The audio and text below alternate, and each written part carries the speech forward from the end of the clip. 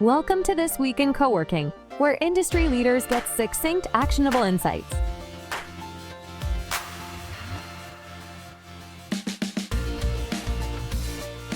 So I find it really amazing to watch how so many flex spaces are thriving in their own kind of way all across Australia.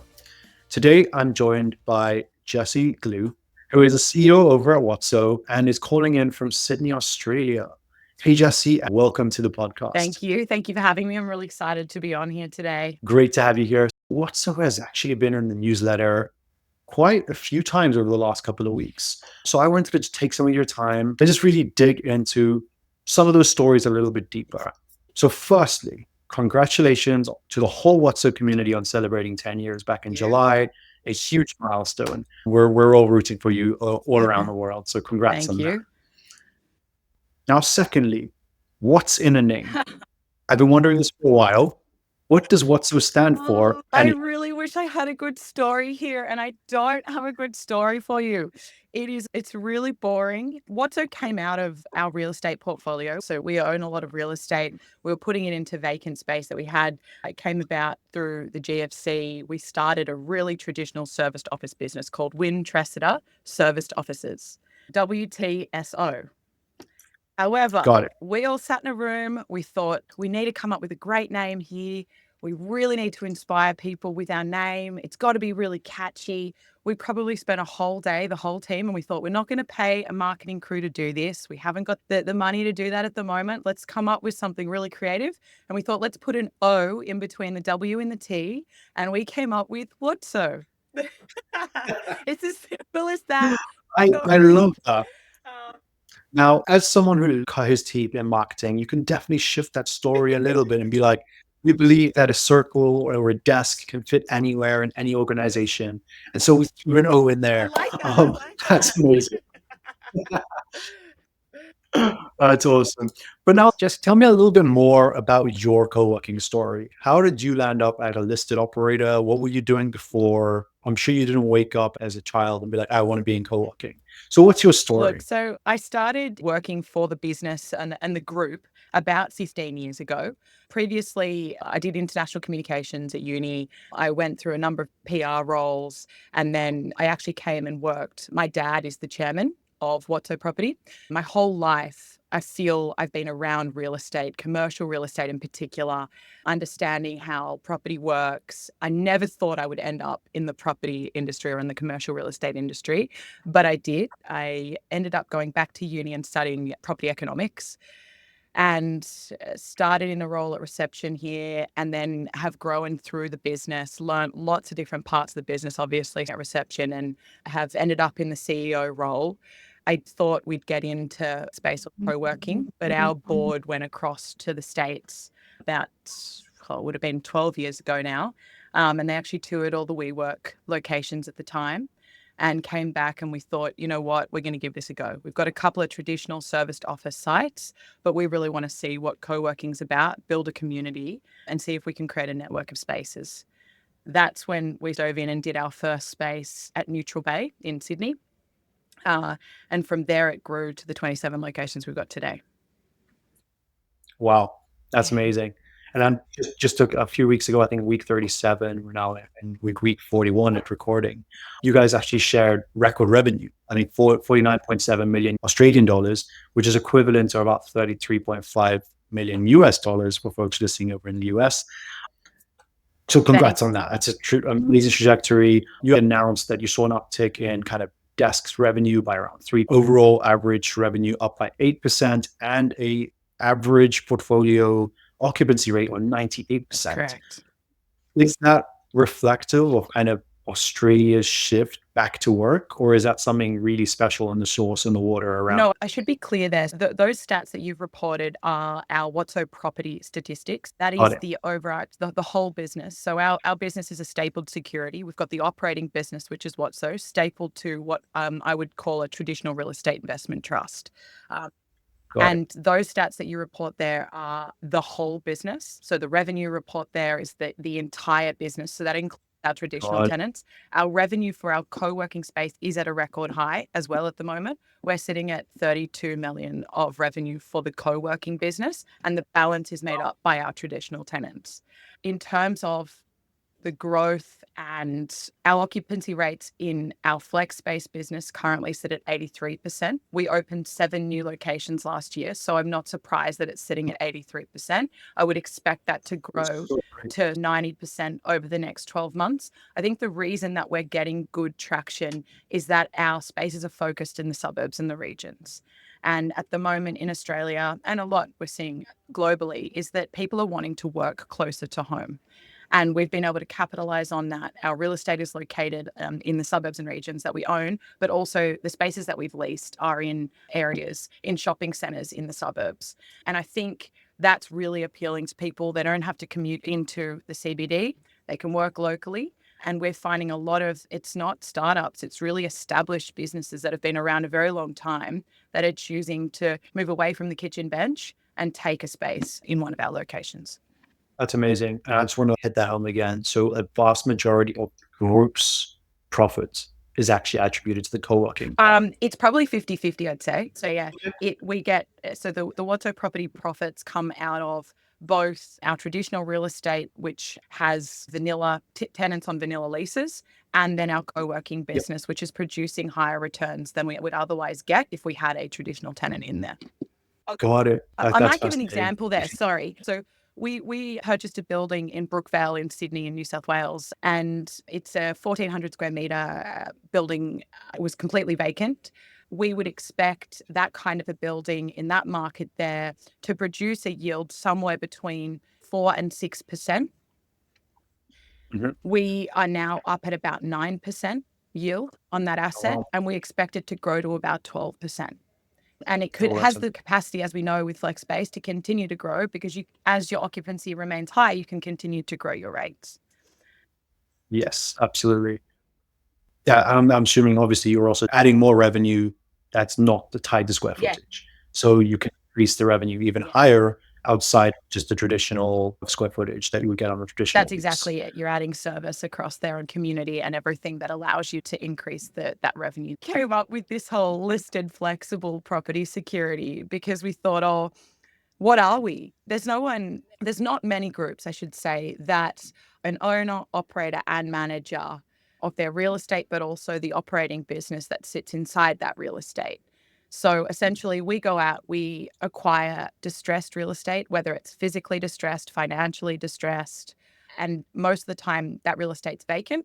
We have a ready-made tenant in WOTSO to be able to come in to those buildings or into those assets, and immediately you have a revenue source straight away. Yep. And then the objective is that we reconfigure the asset, fit it out for a WOTSO, and then grow the revenue from there. We add other traditional tenants in if the asset's large enough. So we might add a coffee shop, we might add a gym, we might add a childcare centre, because the whole idea is that we have a vertically integrated asset. You don't have to leave. We don't want people to leave. We want to make it as convenient as possible for someone to come to work. And I think that's how our whole story started. It's where we want to keep going. But through that, we have also leased spaces off other landlords because we found that there is a demand for flex in certain areas, but also that a network of flex spaces really helps.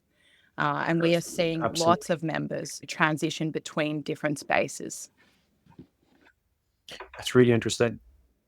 Yeah, I'm just fascinated by the model, PropCo, OpCo. Yes, exactly it. Doing all the pieces. I love that. And obviously it seems to be working. Record revenues. So fantastic. It's fantastic to hear that. We mentioned recently that what sort of shifted into a little bit of kind of satellite offices and expanding your event and storage and health space offerings. What are you most excited about? What's so testing or expanding over the next 12 months? I love this question because I was talking about this the other day with someone about our satellite locations. And these locations are, I would say that we originally were saying they were unserviced, but that's not correct. They're unstaffed. They don't have a staff member on site permanently, but they do have service. They have everything in the kitchen. They've got the beers in the fridge. They've got the coffee pot. All that sort of stuff is still there. There's still that service element, but there isn't a permanent staff member there. Why isn't there a permanent staff member there? Because the sites are too small to justify having someone there, but they can be serviced by a location that's nearby. Why is this really exciting? Because I think we're able to reach a broader community, provide space for a broader network of businesses. Because again, coming back to that whole piece of people want to work close to their home. So can we create this a central site in the suburbs and regions, and then have a bunch of scattered satellite locations, smaller locations that are serviced from that main hub, but still provide space to those businesses that need space a little bit closer to home? And I'm really excited to see how this plays out. It might not work. It's a bit of a gamble. If it doesn't work, we're going to have to staff it, and we're going to have to see where to from there. But I think it could be a really exciting piece for how we look at real estate and how we can be really flexible with it and how it can help businesses. Because the whole idea is that at the end of the day, we are in there. I'm not going to lie and say we're not in this to make a profit for our shareholders. We are. That's what we're trying to do. But at the same time, it's such a nice feeling to be able to see the network of businesses that we have within our community growing, but also that we can provide space for them that actually works. They're not locked into a lease. They can work close to home. I think that's the bit that is exciting. I love that. It's just a fascinating trend we're seeing, kind of micro spaces, fully automated spaces, tech-enabled spaces. And it's just, I self-confessed web geek or tech flex geek, I'm always looking at what's happening behind the scenes, what's technology is enabling this. Am I right in assuming that space is pretty much run on the technology powered by Hamlet, who I believe you guys kind of seeded and have recently invested? Am I correct in assuming that's the case? Yeah, look, it's great. It's run by a couple of different tech platforms. So I think that you're so right. These spaces would not be possible without where tech is today. We couldn't do this kind of space. It comes down to being able to sort out your security swipes, access systems, right? You need to be able to remotely open doors, close, lock doors. You need to be able to see on the cameras what's going on in the space. And it can't be a glitchy feed. You've got to see real time. And I think that comes down to having a good internet connection as well. We've recently partnered with a census. They provide our networking across now all of our sites. And we've seen a material difference in the reliability, the service that we can offer. But yeah, I guess that is facilitating these kind of satellite locations. And then also the other piece that we've got in our tech stack is Hamlet. And it's been core in us being able to run our existing sites, but then also experiment with satellite sites. I think the part there is that everything needs to be seamless. People today, they don't want to, if their access card doesn't work when they turn up, they're frustrated immediately. If they then turn up and the internet's slow or it's lagging or something's not right, again, they're frustrated. The onboarding part of their journey is long. They don't enjoy it. They're also leaving. So we've got to make all of that seamless, and they've got to have a nice experience with tech. Otherwise, we don't have a member and we can't create these satellite locations. Absolutely. Or any of our locations, really. Yeah. No one wants to stand outside anyone's office. No. That's amazing. So because you invested in Hamlet, is that bet on the fact that other spaces are going to invest, especially in your region, more heavily in automation and technology? Is that one of the reasons you to back the firm? We couldn't find a software that worked for us. That's not to say that the other software platforms that are out there aren't good. It just wasn't working for our flex space. And I think that came back to the fact that we are property people at heart. We had to learn how to be operators. And I think we learned almost through the journey of Hamlet, and we learned a lot of automation along the way that maybe others didn't see as necessary, but we did, just because of our background. So I think really our investment in that was because we needed to build a platform that worked for us. And then it has now become a platform that we believe works for others. And we think has elements to it that operators might not have yet or might not see as being necessary, but we do. That's awesome. And that's just such a cool story. And I love that We see it so many times at my day job where it's like, we have this system that my nephew built working somewhere else. We don't know how to update it. We're too scared to touch the code. And there's that Excel sheet that if you touch it, all the doors stop working. Exactly. So I'm glad to see that that's not the case, and it became a more scalable solution. But flipping the script a little bit, Reese ran their first TV ad campaign. How did that go? Looking like more widely via traditional channels. Yeah. So again, this one can be the kids' cancer project. We went to an auction, we went to a lunch, there was an auction, thought, you know what, we wanted to contribute in some way to this particular fundraising. And we decided to buy commercial through the Nine Network Australia. And I think, would we do it? And no. A lot of fun. Yes. Heck yes. It was so much fun creating it.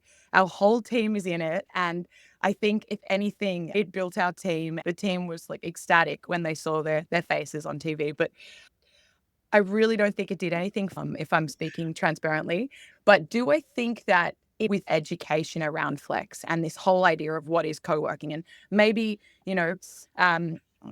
people that had never have heard it for the first time. So I do think a little bit there. I recall back, 10 years ago or not 5 years ago when WeWork was really, really going hard at their marketing. They educate the entire market on what flex and co-working is.